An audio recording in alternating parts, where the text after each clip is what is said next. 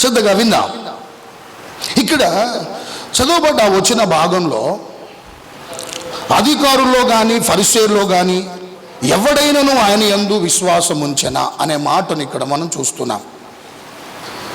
యోహాను ప్రేమికులారా భక్తుడు యేసుప్రభువు వారి గురించి అమూల్యమైనటువంటి విషయాలు రాశాడు యోహాను సువార్తలో. సో ఇక్కడ సందర్భం ఏంటి, ఆ మాట అంటానికి గల కారణం ఏంటి, అక్కడ నేపథ్యం ఏంటి, ఆ మాట అధికారులు కానీ ఫరిసేయులు కానీ ఆయన యందు ఏంటంట విశ్వాసం ఉంచెనా అనే మాట ఎవరన్నారు, అంటానికి గల కారణం ఏంటో అని మనం ఒకసారి గమనిస్తే వినండి. యేసుప్రభువు వారు మహాదినమందు అంత్య దినమందు ప్రజలందరినీ పిలిచి చెప్పినటువంటి కొన్ని అమూల్యమైనటువంటి ప్రేమికులారా వచనాలు పైన మనం చదువుతూ వస్తే కనబడతాయి. దప్పికొనిన వారులారా నా యొద్దకు రండి, మీకేమి ఇస్తాను, నేను మీ దప్పికను తీరుస్తానంటాడు. నా యందు విశ్వాసం ఉంచిన వాడు లేఖనాన్ని బట్టి వాడు కడుపులో నుండి జీవజలములు ఏమవుతాయంట పొంగుతాయని. ప్రేమికులారా చాలా శ్రేష్టమైనటువంటి ఒక అద్భుతమైనటువంటి విషయాలను యేసుప్రభు వారు అక్కడ ఉన్నటువంటి ఆ సందర్భాన్ని బట్టి ప్రభు ప్రేమికులారా మాట్లాడుతూ వచ్చారు. సో ఇప్పుడు ఈ మాటలు అక్కడున్నటువంటి వారందరూ విన్నారు. అక్కడున్నటువంటి వారందరూ విని వారిలో ఒక డిస్కషన్ ప్రారంభించబడింది, ఒక వివాదం స్టార్ట్ అయింది. ఏంటి ఆ వివాదం, ఏంటి ఆ డిస్కషన్ అంటే అక్కడ ఉన్నటువంటి వారందరూ కూడా కొందరు ఏమన్నారంటే ఇతను ప్రవక్త అన్నారు. ఏమన్నారు, ఆ మాటలు చెప్పేసరికల్లా ఇతను ఏమన్నారంట ప్రవక్త అన్నారు. లేదు లేదు ప్రవక్త కాదు, ఇతడు ఏంటంట is a Christ the Messiah. అంటే ఏ ప్రవక్తలైతే ఏ మాటలు చెప్పారో ఆ మాటలు ఆ నెరవేర్పుకో ఇతనిలో కనపడుతుంది. మనం ఒత్తులు పెట్టుకొని ఎవరి కొరకు ఇంతకాలం ఎదురు చూసామో ఆయనే ఈయనను కొందరు అన్నారు.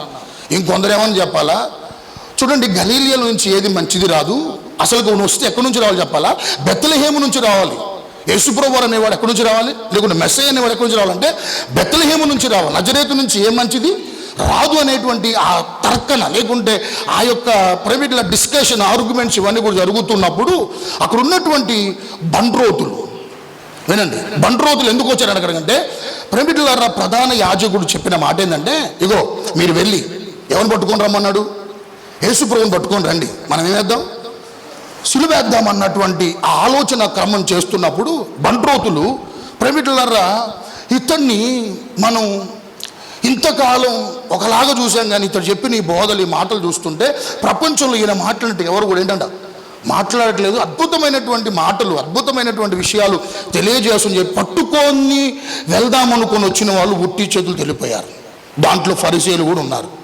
బంట్రోతులు ఇంకెవరంట ఫరిసేయులు ఉండి ప్రధాన యాజకుడి దగ్గరికి పోయి లేకుంటే ఆ వ్యక్తి దగ్గరికి వెళ్ళి హై ప్రీస్ట్ దగ్గరికి వెళ్ళి చెప్పిన మాట ఏంటంటే, ఎందుకు యేసుప్రభుని తీసుకొని వస్తానంటగా తీసుకొని రాలేదేంటి, కారణం ఏంటి అది అని అంటే, అయ్యా మేము ఇంతకాలం చాలామంది మాట్లాడుతుంటే మేము చాలా మాట్లాడినాం కానీ అస్సలకైనా ఇతనిలో అద్భుతమైనటువంటి ఎప్పుడు వినటువంటి మాటలు మేము వినేసరికల్లా మేమే ఏమైపోయినామంటే పట్టుకొని వద్దాం అనుకున్న వాళ్ళం ఏమేం చెప్పాలా పట్టుకోకుండా ఉట్టి చేతులతో వచ్చేసామని చెప్పది అని అన్నప్పుడు ఇప్పుడు ఫరిసేలు అన్న మాట ఇప్పుడు మనం చదువుకున్న మాట ఫరిసేలు ఏమంటారంటే ఏంటి మీరు కూడా అందరి వల్లే మోసపోయారా, ఎవరిని అంటున్నారు ఈ ఫరిసేలు బంట్రోతులు అంటున్నారు, అందరి వల్ల మీరు కూడా మోసపోయారా, అందరిలాగా మీరు బుట్టలో పడిపోయారా, అందరిలాగా మీరు గుంటలో పడిపోయారా, లేకుంటే మన ఫరిసే తెగలోనే అధికారులు ఎవరైనా క్రీస్తుని నమ్మారా,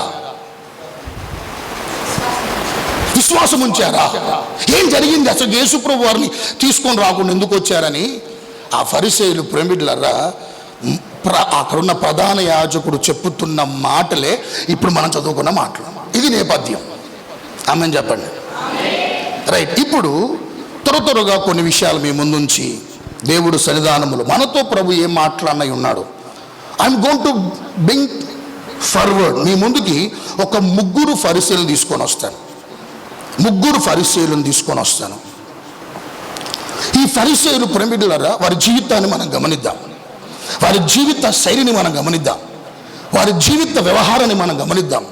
ప్రభు వాళ్ళ నుండి మనతో ఏం మాట్లాడినై ఉన్నాడో ఈరోజు ఈ ముగ్గురు ఫరిసేయులు మీ ముందుంచి వాళ్ళ నుండి మనం ఏం నేర్చుకోవాలి, ఆ పాఠాలు మనం నేర్చుకొని మన జీవితాలు ఒకవేళ వీరి వల్లే ఒకవేళ ఉంటే మనం సరి చేసుకోవడానికి ప్రభు యొద్ద మనం ఏంటంటే కూర్చున్నాం. ప్రభు పాదాల దగ్గర మన జీవితాలు ఒక్కసారి వాక్యం అనే అద్దం దగ్గర మనం పరిశీలన చేసుకొని ముగ్గురు ఫరిసేయుల యొక్క జీవిత విధానం నుంచి కొన్ని ఆధ్యాత్మికమైనటువంటి విషయాలు మేము ముందు ఉంచుతాను. శ్రద్ధగా వినాలి. చాలా ప్రాముఖ్యమైన విషయం. యూదుల్లో 3 ప్రాముఖ్యమైన తెగలు ఉన్నాయి. కులాలు అనట్లే, వాళ్ళు కులాలని చెప్పట్లే, 3 ప్రాముఖ్యమైన తెగలు ఉన్నాయి. 1 ఫరిసేయులు, చెప్పండి, ఫరిసేయులు. 2 సద్దుకేయులు. 3 జెలోతీయులు. 3 ప్రాముఖ్యమైనటువంటి తెగలు ఉన్నాయి. యూదులే, కానీ వీళ్ళల్లో వీరు కొందరు ఏర్పడి కొందరు ఫరిసేయులుగా మారారు, కొందరు సద్దుకేయులుగా మారారు, కొందరు జెలోతీయులుగా మారారు. ఫరిసేయులు ఎవరు అని ఆలోచన చేస్తే, ఫరిసేయులు అనగా ప్రత్యేకించబడిన వారు. ప్రత్యేకించబడిన వారు అంటే వీరు ఎప్పుడు వీళ్ళ గ్రూప్ స్టార్ట్ అయిందంటే యూదుల్లో నుంచి రెండో ప్రేమికులారా మందిరం కట్టబడుతున్నాడు. 2 మందిరం ఎవరి చేత కట్టబడింది? మొదటి మందిరం సొలొమోను చేత కట్టబడి, 2వ మందిరం ఎవరి చేత కట్టబడింది? యెహోషువ జెరుబ్బాబెలు చేత ఏం చేయబడింది? 2వ మందిరం. అప్పుడు క్రీస్తు పూర్వం 515 ఆ కాలంలో ప్రేమికులారా వీళ్ళల్లో కొందరు మనము ప్రత్యేకంగా ఉందాం, యూదులమే కానీ మనం ఏం చేద్దాం, కొంచెం స్పెషలైజ్డ్ పీపుల్గా మనం ఉందాం. అంటే ధర్మశాస్త్రం మోషే ద్వారా రాసినటువంటి ఆజ్ఞలను ఏంటంట తూచా తప్పకుండా మేమే పాటిస్తున్నాం, ఇంకా తక్కిన వారు ఎవరు కూడా ఏంటంట పాటించట్లేదు అని అక్కడున్నటువంటి యూదులందరూ కూడా తెలియజేయడానికి వీరు ప్రత్యేకమైనటువంటి తెగగా మారారు. వీరిలా ఏర్పడిన తర్వాతకి వీరు రాను ఎలా మారిపోయారు చెప్పాలా? ఆచారాలకి, వ్యవహారాలకి, ఇంకా చెప్పాలంటే వారి దైనందిన జీవితాల్లో ప్రాముఖ్యంగా వారు ఏ స్థితికి వెళ్ళిపోయారు రానని ఆలోచన చేస్తే, యేసుప్రభువు వారి లోకానికి వచ్చిన ఆయనే మెస్సయ్య అని గుర్తించకుండా తిరస్కరించినంత ఆత్మీయతని గుడ్డితనంలోకి వెళ్ళిపోయారు వాళ్ళు. ఎవరన్నా ఫరిసేయులు. ఆత్మీయ ఆరాధన లేకుండా ఆచారాలకు, ఇప్పటి వరకు ఉన్న సంఘాలు ఆచారాలకు ప్రాముఖ్యత ఇచ్చే సంఘాలు చాలా ఉన్నాయి, లేవండి? వ్యవహారాలకు చాలా ప్రాముఖ్యంగా ఇచ్చే సంఘాలు ఉన్నాయి. ఒక ఆత్మీయ ఆరాధన ఉండదు. ఏదో వచ్చామా వెళ్ళామా కొంతసేపు ఏంటంట, కూర్చున్నామా కట్టుకున్నా ఏంటంట, బట్ట నలగొద్దు, ఇంకేనంట వచ్చేటప్పుడు వేసుకున్న మేకప్ ఏం కావద్దు, చెడిపోవద్దు, ఇస్త్రీ బట్ట నలగకూడదు, వచ్చినమా నొప్పి లేకుండా కూర్చొని ఏం చెప్పాలా, ప్రభువుని ఆరాధించుకొని వెళ్ళాలి. అది యారని చెప్పాలా? ప్రేమికులారా, అది ఆత్మీయ ఆరాధన కాదు. అది అలాంటి గుడ్డితనములోకి ఈ ఫరిసేయులు వెళ్ళిపోయారు. తర్వాతది సద్దుకేయులు. ఎవరంటమా? సద్దుకేయులు. వీరెవరంటే వీరొక తెగ, వీరు కొందరుగా వీళ్ళు ఏర్పడి వీరొక తెగ ఏర్పడ్డారు. వీళ్ళెవరని ఆలోచన చేస్తే పునరుద్ధానాన్ని నమ్మరు. అంటే మరణము తర్వాతకి జీవం ఉంది అని వీళ్ళు ఏం చేయరంట, నమ్మరు. There is no life after death అని బాగా ఈ సిద్ధాంతాన్ని బాగా పట్టుకొని నడిపించబడేటువంటి వారు ఎవరాళ్ళు? సద్దుకేయులు. ఎవరు వీళ్ళు? పునరుద్ధానాన్ని ఏం చేయని వారంట, నమ్మని వారు. అంటే ఫరిసేయులు నమ్ముతారు మరణం తర్వాతకి ఏముందని, జీవం ఉందని నమ్ముతారు. కానీ వేరాస్ దిస్ సెట్ ఆఫ్ పీపుల్, సద్దుకేయులు ఏంటంటే పునరుద్ధానము లేదు, మరణం తర్వాతకి మరొక జీవితం లేదు అని ప్రేమికులారా నమ్మేటువంటి ఒక డిఫరెంట్ డాక్ట్రిన్ కలిగి నడిపించబడుతున్నటువంటి వారు. ఫరిసేయులు సద్దుకేయులు ఒక చోట కొన్నిసార్లు కలిసినప్పుడు అంట ఎక్కువగా డిబేట్ జరిగేదంట. వీళ్ళేమో మరణం తర్వాతకి ఏముందని, ఫరిసేయులు జీవం ఉందని, వీళ్ళేమో లేదు మరణంతోనే మనిషి యొక్క చివరి ప్రయాణం, తర్వాతకి మరొక జీవితం లేదని ఎక్కువగా ఆ రోజుల్లో ఇలాంటి ప్రేమికుల డిబేట్స్ ఎక్కువగా జరుగుతూ ఉండేవి. వాక్యం తెలిసిన వాళ్ళు కూడా ధర్మశాస్త్రాన్ని ఏం చేసిన వాళ్ళు చెప్పాలా, ఏం చేసిన వాళ్ళంట తెలిసినప్పటికీ కూడా ఇగో ఇలాంటి అంధత్వంలోకి తీసుకొని వెళ్ళిపోయింది తెగ. మూడవది జెలోతీలు, జెలట్స్ అంటారు ఇంగ్లీష్లో.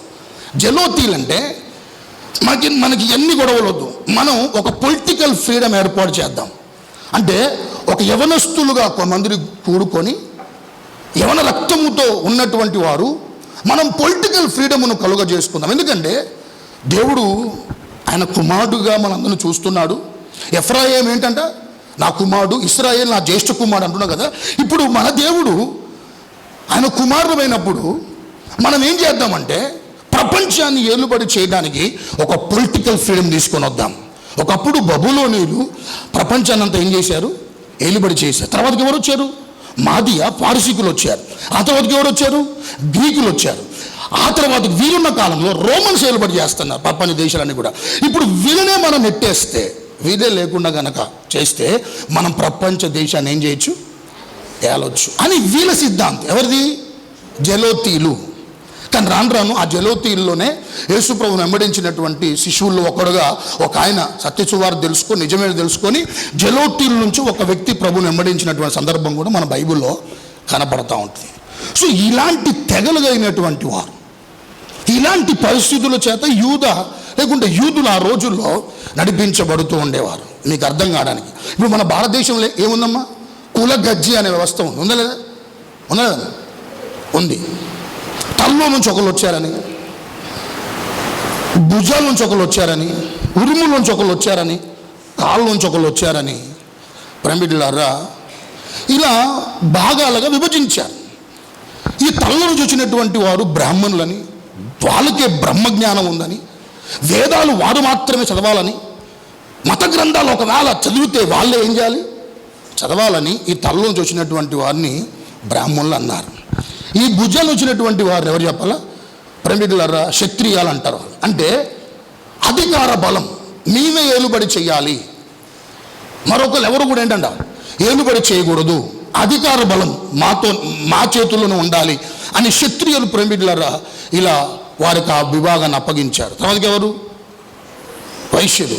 వీళ్ళెవరంటే వ్యాపార రంగంలో మేమే ముందుండాలి, వ్యాపార విభాగంలో మేమే చక్కగా ముందుకెళ్ళాలి, ఆ అవకాశాలు మేమే అందజెక్కించుకోవాలి అన్నటువంటి ఆలోచనతో వైశ్యులు ప్రేమికులారా అంటే ఉరుముల నుంచి వచ్చినటువంటి వారు, అంటే తొడల నుంచి వచ్చినటువంటి వారు ప్రేమికులారా ఇలాంటి విధానం నడిపించబడుతూ వచ్చారు.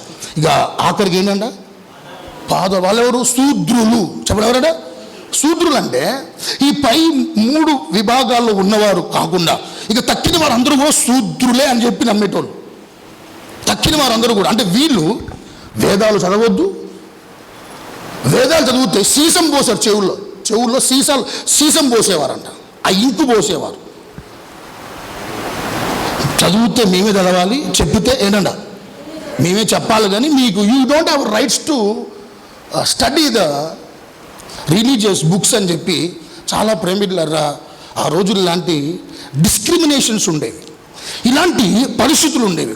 ఇక ఆఖరికి కింద కాళ్ళ కింద ఉన్న మట్టిని దాన్ని ఏమని చెప్పాలా ప్రేమికులారా అంటే వాళ్ళిక అంటరా అనేటువంటి వారు, అంటే వాళ్ళకి అన్ని పనులు చేయడానికి లేదు, వాళ్ళకి అన్ని అందించడానికి లేదు, విద్య వైద్యం వారికి ఏంటంటే అందించడానికి లేదు. వారు కొన్ని వాళ్ళకి సంబంధించినటువంటి ఏంటంటే ఆ వృత్తులే చేసుకుంటూ వెళ్ళాలి, మిగతా తక్కినటువంటి వాటిలో వాళ్ళకి ఏంటంటే ఇలాంటి అవకాశము లేదు అన్నటువంటి ఆ పరిస్థితులు ఒకప్పుడు మనం చదువుకున్నటువంటి వారికి తెలుసు, మీకు కూడా ఎంతో కొంత ఇలాంటి ఏంటంటే గుల జాండ్యంతో ఇలాంటి పరిస్థితులు ఒకప్పుడు భారతదేశంలో ప్రేమికులారా భయంకరమైనటువంటి ఆ కుల ముసుగులో జరగకూడని భయంకరమైన ఘోరాలు జరిగిపోయాయి. ఇప్పుడు ఫరిసీయులు ఎలాంటి వారంటే నిష్ఠాగరిష్ఠులం మేము. ఏంటంటే నిష్ఠ గరిష్ఠులం అంటే మనమే ధర్మశాస్త్రంలో ఉన్నటువంటి ఏంటంట ఆజ్ఞలను మేమే పాటిస్తాం, మేమే ఆచరిస్తాం, మరి ఎవరు కూడా ఏంటంట ఆచరించడం మేము ప్రత్యేకమైనటువంటి వారం అని చెప్పి వాళ్ళ వస్త్రాలు ప్రత్యేకంగా ఉండేవి, వారి పిలుపులు ప్రత్యేకంగా ఉండేవి, వాళ్ళ వ్యవహారాలు అన్ని ప్రత్యేకంగా ఉండేవి. అలాంటి పరిస్థితులు ఆ రోజుల్లో ప్రేమికులారా ఉంటే అలాంటి ఫరిసేలు అంట ఇక్కడ అంటున్నారు. ఫరిసేలే ఏం చేస్తుంది చెప్పాలా అంటున్న మాట, అధికారుల్లో కానీ ఫరిసేల్లో కానీ ఎవడైనాను ఆయన యందు విశ్వాసం ఉంచెనా. హల్లెలూయా. ఈ కృప మనందరికీ ప్రభు ఈ వాక్యము ద్వారా అనుగ్రహించి మనందరి వెనుకలి మాటలు ప్రభు దీవించును గాక. ఆమేన్. కళ్ళు మూసుకుందాం, చిన్న ప్రార్థన. Let us all close our eyes and look to the Lord in prayer. అందరం కళ్ళు మూసుకుందాం, అందరం కళ్ళు మూసుకుందాం.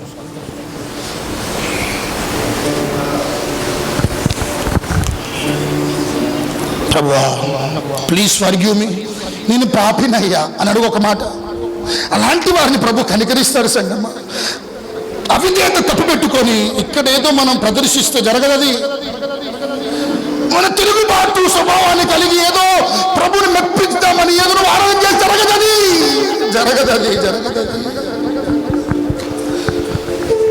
కనికరించిన పరిస్థితి ఏం బాగలేదు నాయన. అడుగు ప్రభుని, నువ్వు తప్పు నాకెవరు లేరయ్యా, నువ్వు తప్పు నాకెవరు లేరు నాయన. నా ఆధారము నువ్వే ప్రభు, నా ఆధారం నువ్వే. నన్ను నువ్వు క్షమించకపోతే ప్రభు నేను క్షమించబడలేదయ్యా. Have mercy on me.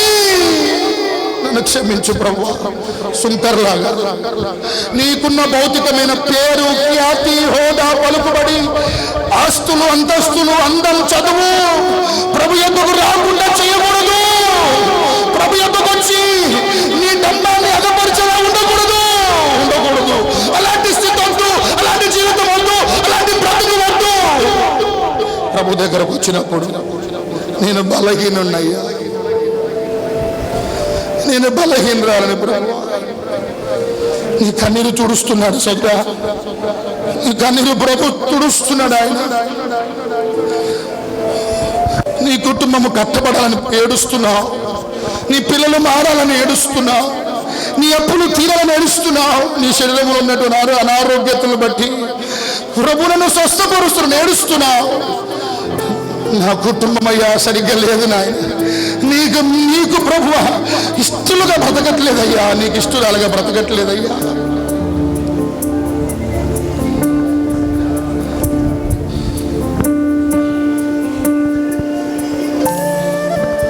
చేతులెత్తారా, ప్రభు కనికరిస్తారు. సోదరుడా, నీ జీవితం ఎన్ని విధాలుగా ముక్కలైనా ముక్కలన్నీ కూడా ఒక దగ్గరగా చేర్చి అందమైన వస్తువుగా మార్చగలుగుతాడు ఆయన. అందమైనటువంటి పరికరములు మార్చగలుగుతాడు ఆయన. వాడబడే పాత్రగా వాడుకుంటాడు ఆయన.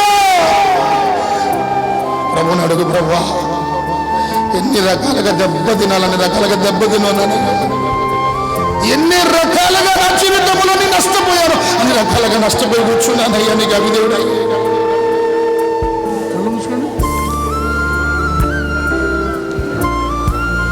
ప్రార్థన చేతులెత్తండి. ప్రార్థన, చిన్న ప్రార్థన చేసుకో. ఇస్తాడు సోదరా, ప్రతిదీ ఇస్తాను నీకు, ఇవ్వడానికి కాదు. కానీ ముందు ఈ అనుభవాలు నీలో ఉండాలి. ఇవి ముందు ప్రామాణికంగా, ప్రాథమికంగా ఇవి సరి చేసుకోవాలి. ముందు నీ ఆశీర్వాదాలకు ఇవే చాలా చాలా చాలా కీలకమైనవి, చాలా చాలా ప్రాముఖ్యమైనవి. నీ జీవితంలో ఏ కార్యమైన ప్రభువుని పొందుకోవాలి.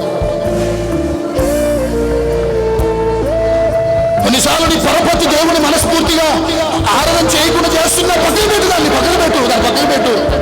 ఎందుకు దానివల్ల ఏం ఉపయోగం నీకు? నీ చదువు మనసారా దేవుని శుద్ధించుకుని చేస్తున్నా, ఇక్కడికి వచ్చినప్పుడు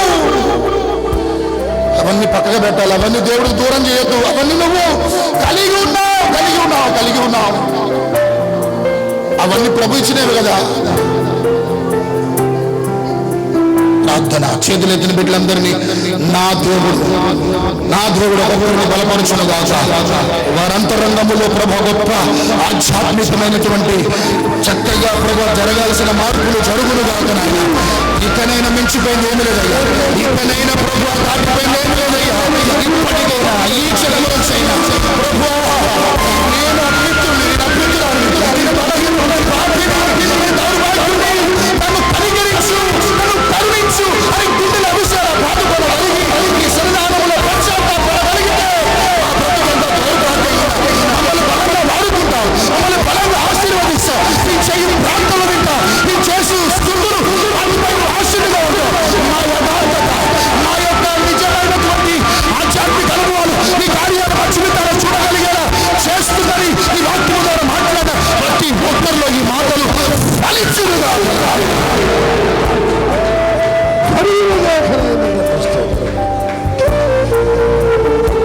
ఈ అనుభవం ఉండాలి. మీ కోతి మనము మాకు ఉండాలి. చెప్పాలి, గర్వంగా చెప్పాలి. మాకున్న భౌతిక పరిస్థితులు బట్టి మేము దేవుడి బిడ్డలను కొన్ని చోట్ల చెప్పుకోవట్లే. అది కాదు క్రైస్తవుడు అంటే. ఎక్కడున్నా సగర్వంగా ప్రభు కొరకు, ప్రభు మహిమార్థమై దేవుణ్ణి నమ్ముకున్నా, నా ప్రభు నా కొరకు పొందుముగాక. అలాంటి వారి ద్వారా నీకు మహిమయ్యా, అలాంటి వారి ద్వారా నీకు ఘనత ప్రభువా. చాలా మంది మేము దేవుణ్ణి నమ్ముకున్నామని చెప్పుకోలేని చాలా మంది ఉన్నారయ్యా. వారి స్నేహితులు కానీ, తోడబుట్టిన వారికి కానీ, రక్త సంబంధాలు కానీ, ఇంకా రహస్యంగా వెంబడిస్తున్నటువంటి చాలా మంది ఉన్నారు.